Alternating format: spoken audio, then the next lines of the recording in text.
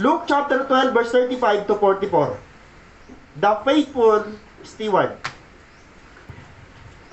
Sino kaya dito ho ang tapat na katiwala ng Diyos? Tapat na alipin, o sabihin na lang natin tapat ho na lingkod ng Diyos. Alam niyo po bang wala tayong pagmamayari sa mundong ito?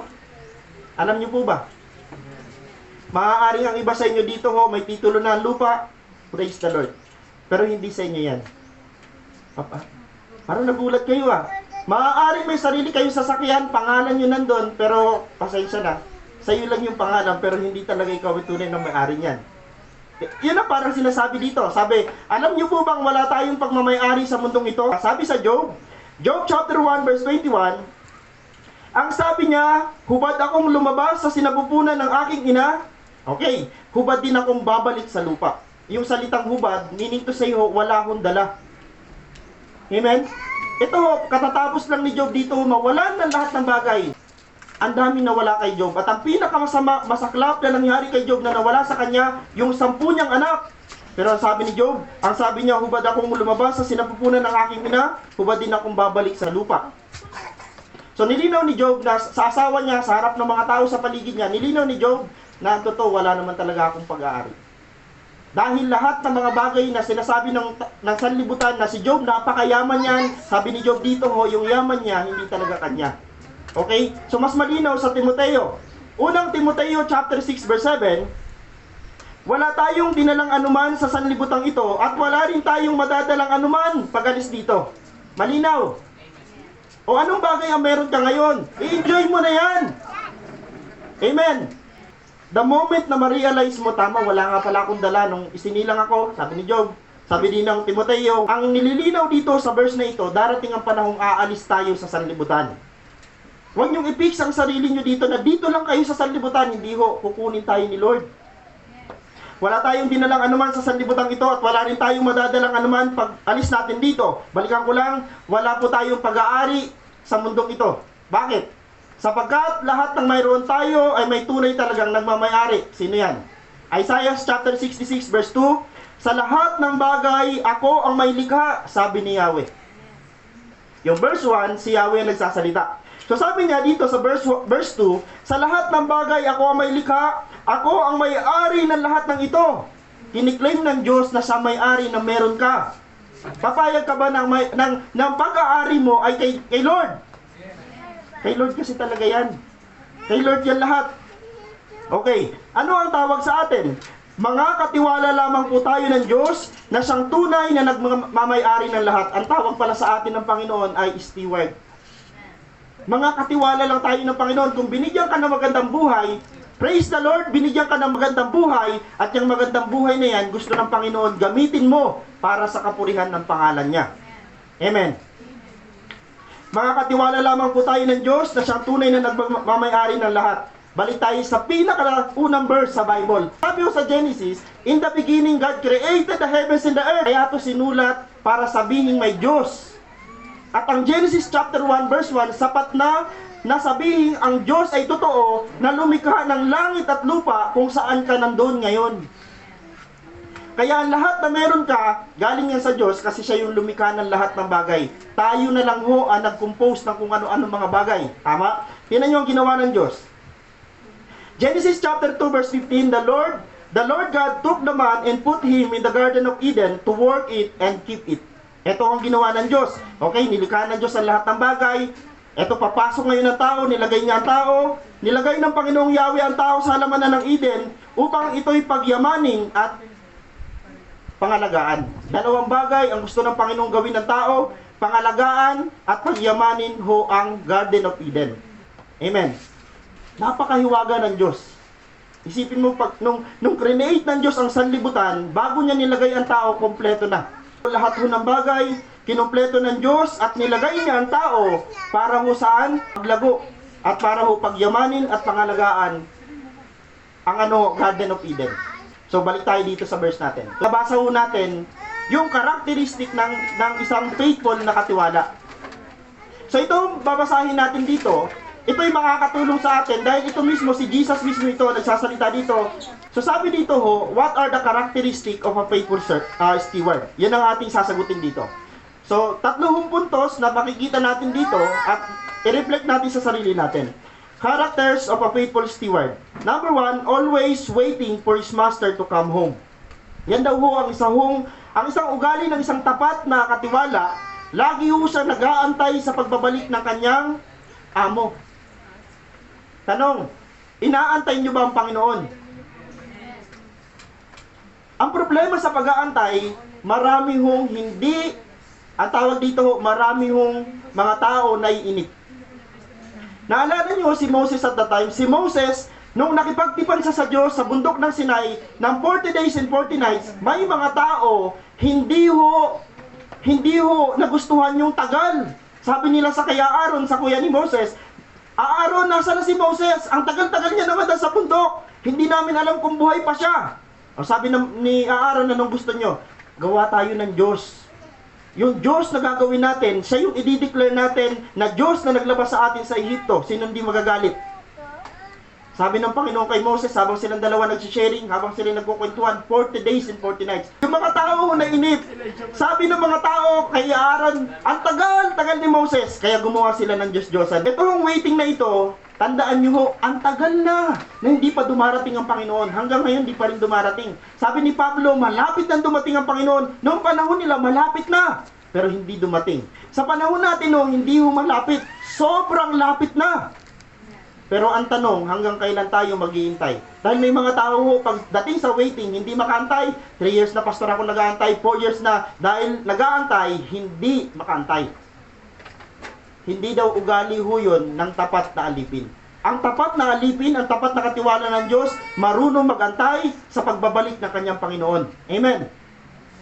Mga kapatid, kung may inaantay ka, huwag kang mainip. Okay, basahin natin. Lucas chapter 12 verse 35 to 36. Maging handa kayong lagi at panatilihing maliwanag ang inyong mga ilawan. Tumulat kayo sa mga aliping naghihintay sa pag-uwi ng kanilang Panginoon. Buhat sa kasalan upang kung ito'y dumating at kumatok, ay mabuksan nila agad ang pinto. Okay? Kung hindi ka na makapaghintay sa proseso na ginagawa sa iyo ng Panginoon, ang tendency mo, kapatid, aalis ka at hindi naaantayin yung inaantay mo. Pero hindi daw karakter yun ng tapat na lingkod ng Panginoon. Dahil ang tapat na lingkod ng Panginoon, sabik siya sa pag-aantay sa pagdating ng kanyang Panginoon. Amen, no? Sa pag-uwi ng kanilang Panginoon, buhat sa kasalan, upang kung ito'y dumating at kumatok, ay mabuksan nilang agad ang pinto. So bilang mga katiwala ng Panginoon, lagi nating iisipin, meron tayong amo. Characters of a faithful steward, always ready for his master's return. Okay, anong kabaliktaran ng pastor? Yung isa, nag-aantay sa pagbabalik ng kanyang Panginoon. Pangalawa ho, kailangan handa ka sa pagdating ng Panginoon. Mahirap yung nag-antay ka pero hindi ka handa. Naalala niyo yung 10 dalaga? Yung 10 dalaga, pare-pareho sila nag-antay. Pero hindi sila pare-parehong naghanda. Sino lang ang nakapasok? Yung 5 nakapaghanda. Ang tanong sa oras na ito, handa ka ba? Pastor, nag-aantay po ako. Alam niyo, lahat tayo nag-aantay. Muslim, Kristiyano, mga kulto. Sorry sa word, pero merong mga kulto nag-aantay sa pagbabalik ni Jesus. Pare-pareho tayo nag-aantay, pero hindi tayo pare-parehong handa. Ang tanong, handa ka ba? Kung dadating si Lord ngayong araw na to. Tuloy natin.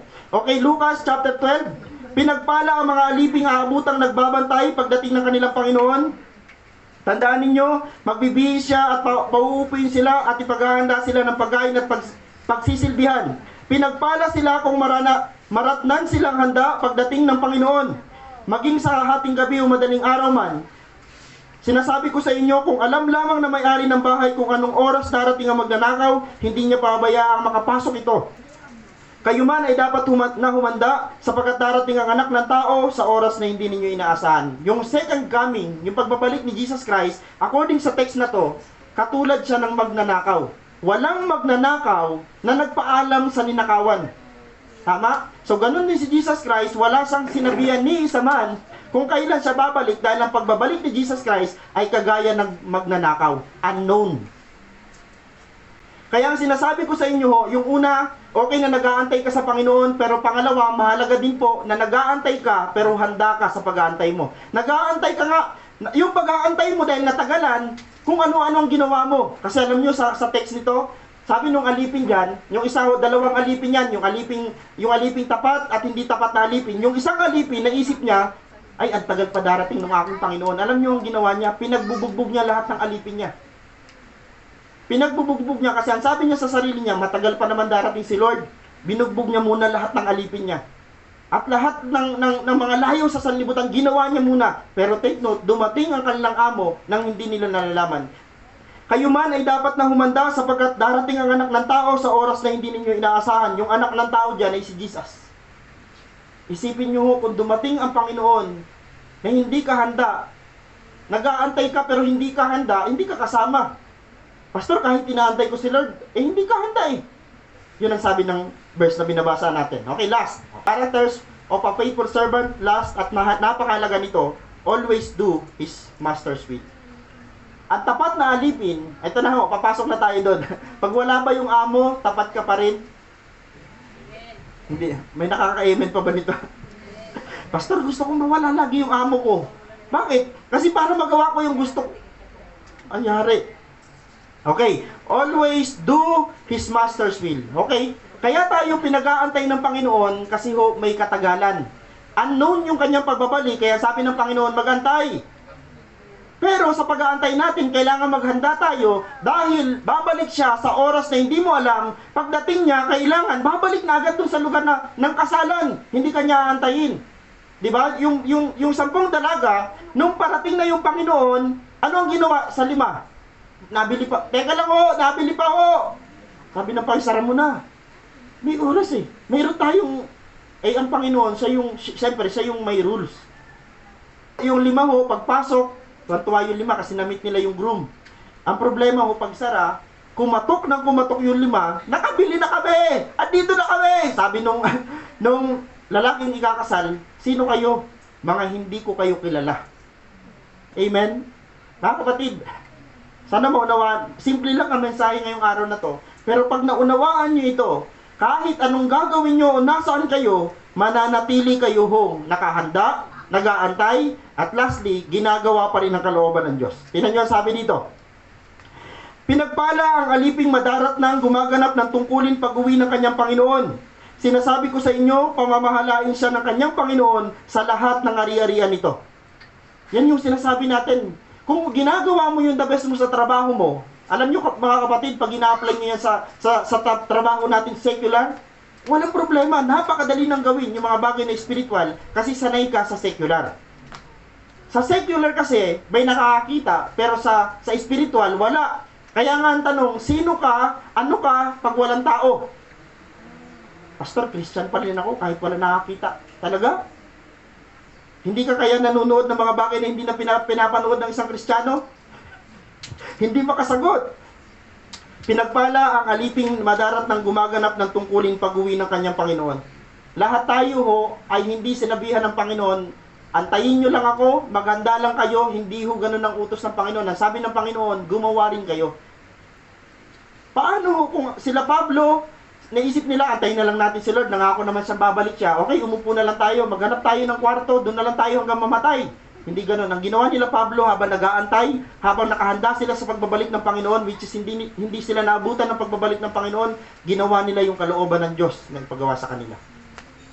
Sa buhay natin, habang nag-aantay tayo, habang nakahanda tayo, huwag mong kakalimutan na gawin mo pa rin yung mga bagay na pinagagawa sa iyo ng Panginoon. Specifically, may pinagagawa sa atin ng Panginoon.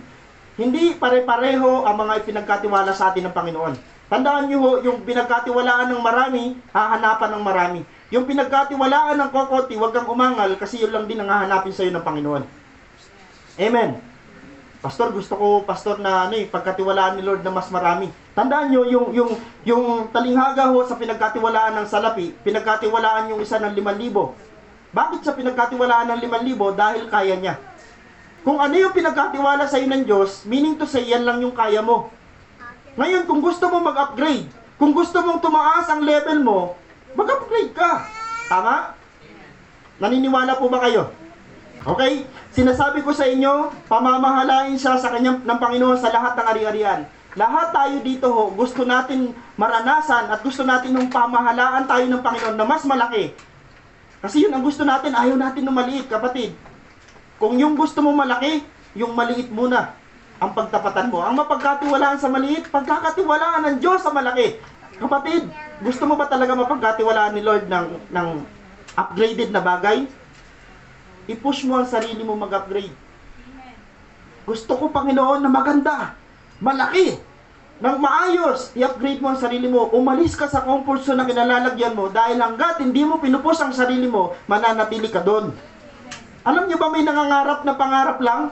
May nananaginip na panaginip lang, pero may nangangarap, may nananaginip na nangyayari ang panaginip nila kasi pinupush nila ang sarili nila, marating yung pangarap nila. Tutulungan ka ng Diyos kung masipag ka. Hindi tutulungan ng Diyos yung mga tamad. Huwag pakainin ng tamad. Pastor, sa bahay may tamad, huwag mong pakainin. Sinasandukan nyo pa. Alam nyo bang kasalanan sa Diyos yun? Alam nyo, mga magulang, kayo pa rin ang susi kung paano magtagumpay ang mga anak nyo. Kaya mga magulang, mag-isip kayo ng tama. Lalo kung ang pasya, kayo pa rin. Lalo kung ang anak mo nakarelay lang sa pasya mo, magulang ka, dapat ikaw yung mas malawak ang kaisipan. Nakikita mo dapat ang future ng mga anak mo sa pamagitan ng iyong pasya. Amen. Kasi pag alis ng mga anak mo sa poder mo, wala ka na dyan.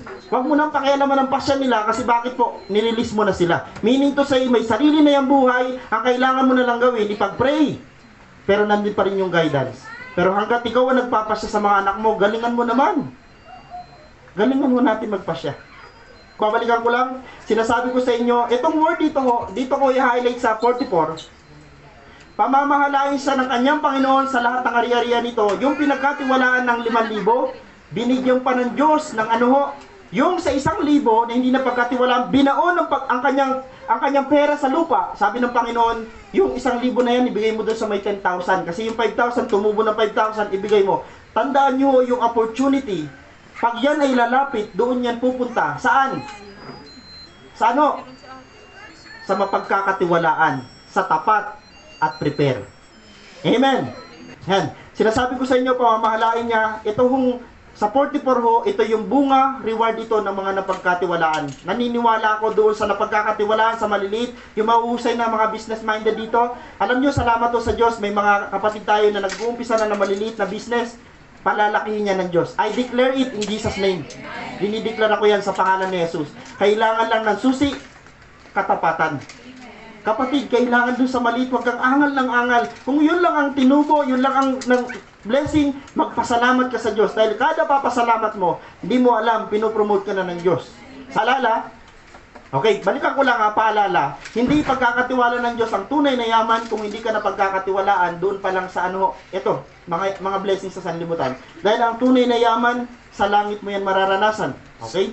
So tandaan, magiging tapat tayong katiwala ng ating Diyos kapag, balikan ko lang, tayo laging naghihintay sa Kanya, handa tayo lagi sa Kanyang pagbabalik, lagi nating ginagawa ang kalooban niya. Ganitong katangian ang nais ng Panginoon na maratnan sa atin sa Kanyang pagbabalik. Lord, prepare na ako, Panginoon, sa pagbabalik mo kasi inaantay kita. At the same time, Panginoon, nakahanda na rin ako, Panginoon. Lord, habang nakahanda ako, nag-aantay ako sa iyo, Panginoon. Lord, ginagawa ko yung kalooban mo sa buhay ko. It means balance ang buhay. Hindi pwede nag-aantay ka lang, nakahanda ka lang, dapat may ginagawa ka rin. Balikan ko lang, sa mga magulang na may mga anak na ikaw pa rin ang may hawak ng pasya, galingan mong magpasya para sa kanila. Dahil someday, ikaw ang sisisi ng mga yan. Tama? Tama po ba?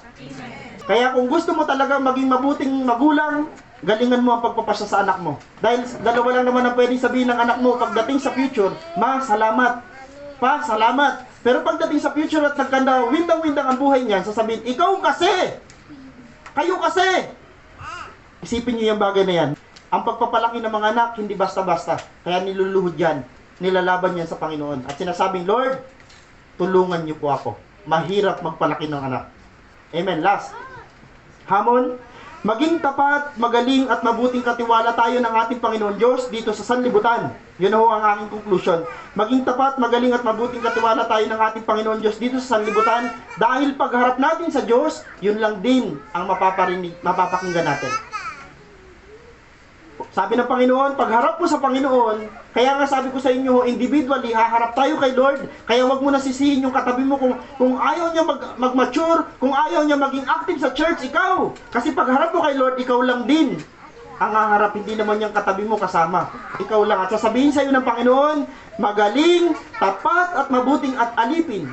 Yamang na pagkatiwalaan ka sa maliit na bagay, pagkakatiwalaan ka ng Diyos sa malaking bagay, pumasok ka sa aking kaharian at ipapamana ko sa iyo yung tunay na kayamanan na inihanda ko para sa iyo, eternal na buhay. Amen? Amen. Ipagamit natin sa Diyos ang lahat ng bagay na pinagkatiwala ng Diyos sa atin para naman sa kanyang kapurihan. May mga yan, may mga specifically yan. May mga specific na bagay na binigay sa atin ng Panginoon, kapatid, ipagamit mo yan sa Diyos. Ang last natin na verse, Colossus chapter 1 verse 16, ang lahat ay nilikha ng Diyos sa pamamagitan niya at para sa Kanya. Isipin niyo ho, ang pagka-create ng Diyos sa sanlibutan, para din pala sa Diyos. Alam niyo, sa totoo lang, kung hindi natin kayang sambahin ng Diyos na tao, sasambahin ng Diyos ng mga halaman. Alam niyo, nagpupuri ang mga halaman. Nagpupuri ang mga puno. Nagpupuri ang lahat ng creation ng Diyos. At dapat ang tao ang pinaka-the best magpuri kasi tayo ang binigyan ng Diyos ng kompletong. Amen. Sabi ng Bible, lahat ng nilikha ng Diyos ay para ho sa ano? Ang lahat ay nilikha ng Diyos sa pamagitan niya at para sa Kanya, meaning to sa iyo, sa kapurihan ng Diyos. Kaya nga ho, kung anong meron ka, kapatid, ipagamit mo yan sa Diyos. Habang nakikita ng Diyos ang puso mo, lalo nabibless sa iyo ang Panginoon, sino bang bibigyan ng Diyos na mas marami? Ikaw. Kasi ikaw ang katiwa-tiwala. Amen o? Purihin ng Diyos sa mensahe niya, sa Diyos po ang pinakamataas na papuri. Amen o? Ito ang mensahe ng Panginoon, the faithful steward.